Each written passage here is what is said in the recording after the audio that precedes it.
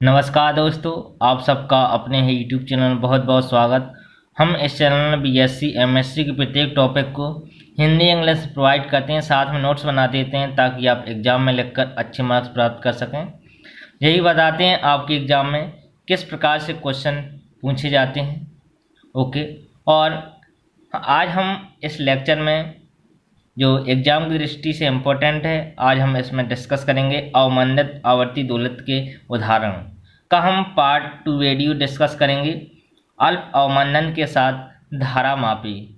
Previous lecture हम LCR circuit में संधारित्र का प्रेरकत्व व प्रतिरोध के साथ विसर्जन पर वीडियो अपलोड कर चुके हैं, जो आपको आई बटन पर लिंक मिल जाएगी।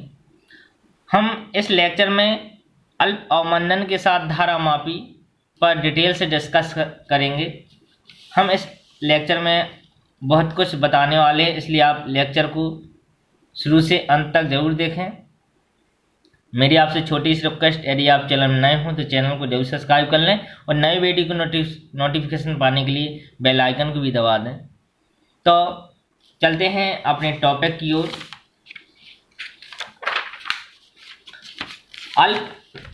हमारा टॉपिक था अल्प अवमंदन के साथ धारा मापी। अल्प अवमंदन होने पर जो चल कुंडली धारा मापी की कुंडली की गति होती है वो कैसी होती है? अवमंदित आवर्ती दोलित की भांति होती है।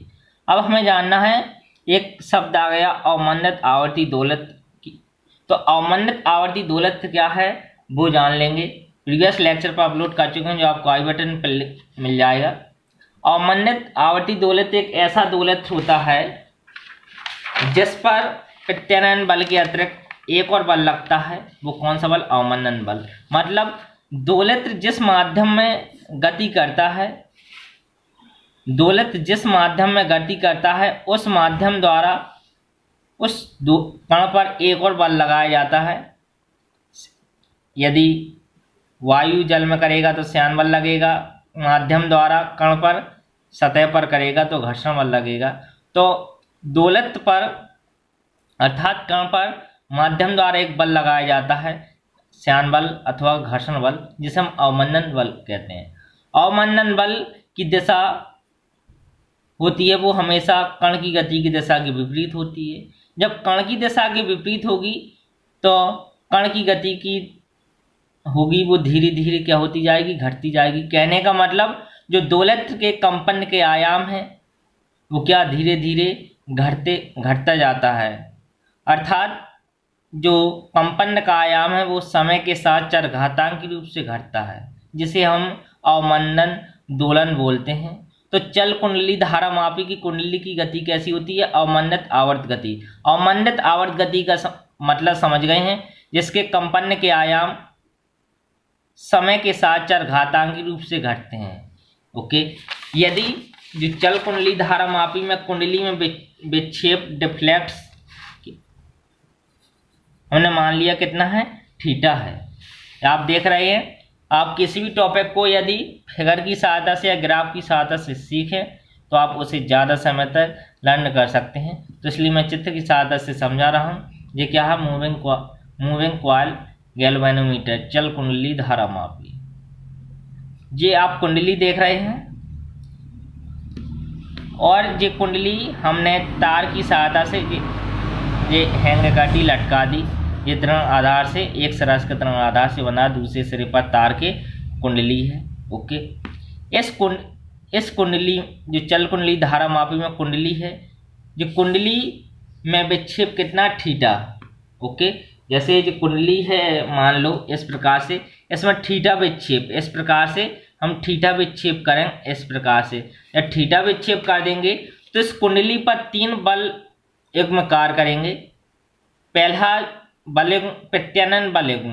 प्रत्यानयन बल युग्म का मतलब यदि हमने इस कुंडली में थीटा विक्षेप किया, ओके, तो इसकी अपोजिट डायरेक्शन में प्रत्यानयन बल युग्म कार्य करेगा। कितना होगा? माइनस का सी थीटा।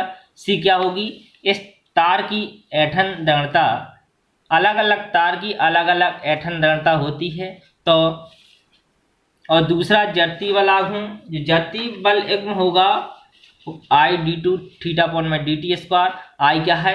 इस कुंडली का घूर्णन अक्ष के प्रति जड़ता आघूर्ण। घूर्णन अक्ष का मतलब जो आप देख रहे हैं निलंबन, जो निलंबन तार है सस्पेंशन वायर, निलंबन तार की अक्ष के प्रतः जड़ता गुण।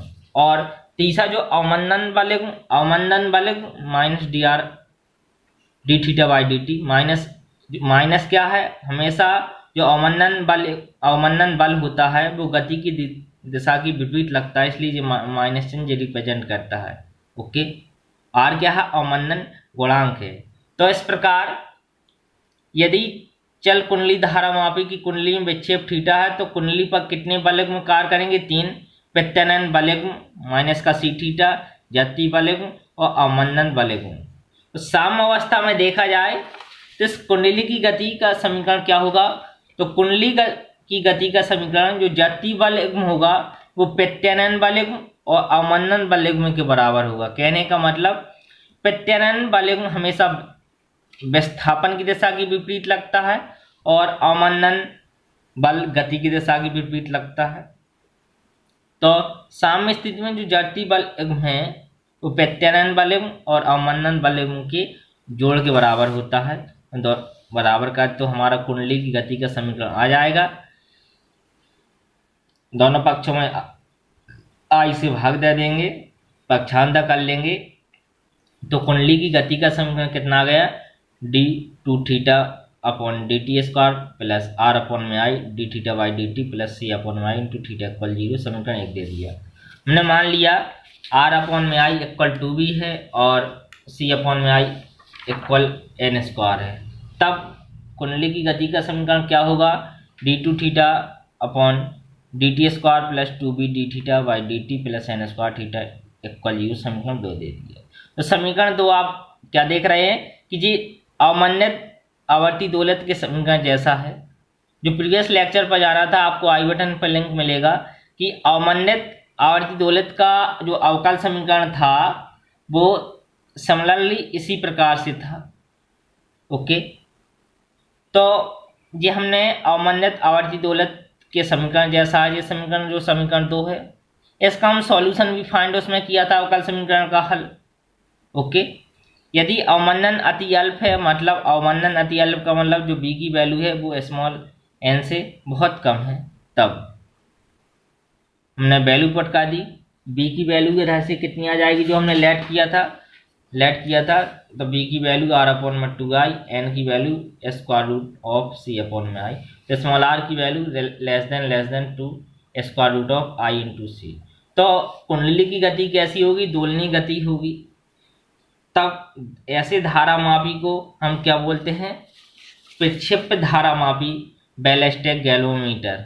ओके, तो इस समीकरण 2 का हल हमने प्रीवियस लेक्चर में ये जाना था, जो आपको आई बटन पर लिंक है, कि अवमंदित आवर्ती दोलक के अवकल समीकरण का हल जब जिस समलल अवमंदित आवर्ती दोलक के अवकल समीकरण जैसा है तो हल भी उसी प्रकार का होगा। ओके, जिसे हम अवमंदित आवर्त गति का भी समीकरण कहते हैं, जब उसका जो सॉल्यूशन होता है theta equal theta naught exponential minus का B T sine square root of N square minus B square into T plus 5, अर्थात थीटा नॉट एक्सपोनेंशियल माइनस का B T sine of omega T plus 5। समीकरण 3 दे दिया।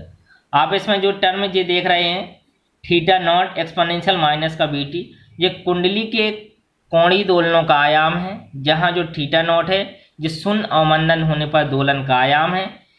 आपको इससे क्या पता चल रहा है, जो थीटा नॉट एक्सपोनेंशियल माइनस का बी टी है, इससे क्या पता चल रहा है, जो थीटा नॉट एक्सपोनेंशियल माइनस का बी टी ये कुंडली के कोणीय दोलनों का आयाम है। ये फंक्शन एक्सपोनेंशियल फंक्शन है, मतलब जो दोलन का आयाम है वो समय के साथ कैसे घटता है, चरघातांकी रूप से घटता है। यदि हम दोलन के आयाम और किसमें समय में ग्राफ खींचें तो ये समय के साथ कैसा घटता है, चरघातांकी रूप से घटता है। ओके, इस प्रकार से ये हमने हल जान लिया। तो दोलनों की कोणीय आवृत्ति क्या होगी, ओमेगा इक्वल कितनी होगी, omega equal square root of N square minus का बी स्क्वायर। एन की वैल्यू पुट कर दी सी अपॉन में आई, एन स्क्वायर की बी स्क्वायर की वैल्यू पुट कर दी तो समीकरण 4 दे दिया। आवर्तकाल निकाल लेंगे, दोलनों का आवर्तकाल क्या होगा, मतलब एक दोलन में लगा समय, T equal to pi by omega, omega की वैल्यू पुट कर दी। ओके, तो हमने आवर्तकाल निकाल लिया। अब हम निकालेंगे विशेषता गुणांक quality factor Q equal omega into tau. तो हमने पढ़ा था जो श्रांति काल होता है कि क्या होता है श्रांति काल, 1/2 भी हमने वैल्यू पुट कर दी टाउ की, तो कितना आ गया क्यू इक्वल। अब हम 2b की वैल्यू पुट कर देंगे, तो आप इधर से 2b की वैल्यू कितनी है आर अपॉन में आई, तो कितना आ जाएगा Q equal omega into I upon में आर। समीकरण 6 दिए विशेषता गुणांक। यदि जब अवमंदन नगण्य हो, ओके, जब अवमंदन नगण्य हो तब क्या होगा विशेषता गुणांक, तब भी निकाल लेंगे। आप इधर से जब ओमेगा की वैल्यू हमने क्या निकाली थी, square root of C upon में I minus R square upon में 4i स्क्वायर। जब अवमंदन नगण्य हो तो हम आर की वैल्यू कैसे रख देंगे, इधर आर की वैल्यू नगण्य है मतलब नेग्लिजिबल है, तब जे टर्म कैसा हो जाएगा, 0 हो जाएगा। तो ओमेगा की value square root of C upon में आई, हम वैल्यू पुट कर देंगे ओमेगा की। और 2b की वैल्यू कितनी है, हम 2b की वैल्यू इधर से देख रहे हैं, आर अपॉन में आई पुट कर देंगे तो कितना आ जाएगा क्यू समथिंग मतलब समथिंग इक्वल है अप्रोक्सीमेशन लगभग बराबर, Q equal square root of C upon में आई इंटू आई अपॉन में आर। सॉल्व किया तो Q equal square root of C into I upon में आर, जब अवमंदन नगण्य है। यदि आर की वैल्यू 0 है, हम आर की वैल्यू समीकरण चाहे 6 में चाहे इसमें 0 पुट कर देंगे तो क्यू की वैल्यू कितनी होगी, अनंत होगी।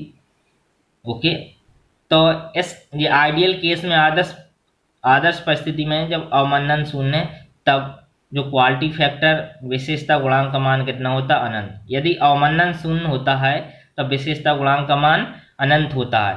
इस प्रकार से हमने जाना क्या, अल्प अवमंदन के साथ धारा मापी।